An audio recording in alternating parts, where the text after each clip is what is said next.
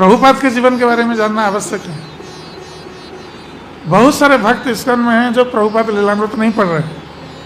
प्रभुपाद का लीलामृत ये इस्कॉन का इतिहास है कि प्रभुपाद ने कितना कष्ट किया है इस कृष्ण चेतना का प्रचार के लिए। प्रभुपाद का जो प्रवचन है बहुत सारे भक्त नहीं सुनते हैं। आजकल जितने भी नए भक्त आते हैं वो प्रभुपाद के प्रवचन को सुनकर बाकी दूसरों का सुनते हैं। तो यदि हमें उत्तम भक्त कौन है जानना है तो हमें प्रभुपाद का प्रवचन सुनना चाहिए, प्रभुपाद के जीवन के संबंध में जानना चाहिए। और केवल प्रभुपाद के जीवन के संबंध में नहीं, उनके साथ जो उनके शिष्यगण थे उन लोगों ने कितना त्याग स्वीकार किया है इस कृष्ण चेतना का प्रचार के लिए। स्वयं कष्ट सहन करके उन लोगों ने कृष्ण चेतना का प्रचार किया है, कृष्ण की सेवा की है, प्रभुपाद की सेवा की है। इससे पता चलता है कि कौन कृष्ण का तो प्राण है। केवल प्रवचन से नहीं होता है, त्याग से होता है।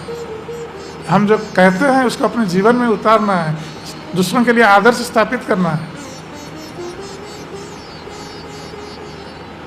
तो हमें ये देखना है, केवल प्रवचन सुन के आकृष्ट नहीं होना है, हमें उनके जीवन शैली को भी देखना है। ऐसा हमने देखा है बहुत सारे भक्तों को, वो केवल पढ़ना और प्रवचन करना चाहते हैं। उनको कोई सेवा आप दीजिए, बोले नहीं हमारे पास समय नहीं है। इससे कोई शुद्ध भक्त नहीं बनता है। शुद्ध भक्त बनने के लिए हमें सदा सर्वदा कृष्ण की सेवा के लिए तत्पर रहना चाहिए, प्रस्तुत रहना चाहिए। हम जो कह रहे हैं दूसरों को कृष्ण का भक्त बनने के लिए, कृष्ण की सेवा करने के लिए, हम स्वयं करके दिखाएं, तब दूसरे लोग प्रेरित होंगे। तो हमें इसलिए ये देखना है कि यदि हमें शुद्ध भक्त खोजना है, उनसे श्रवण करना है, श्रवण से हम जानेंगे, और उनके कार्यकलापों को भी देखना है। इसलिए उनके साथ रहना है। शास्त्रों के अनुसार गुरु ग्रहण करने से पूर्व हमें गुरु के साथ मिलना चाहिए, उनकी सेवा करनी चाहिए, उनसे श्रवण करना चाहिए। उससे पता चलेगा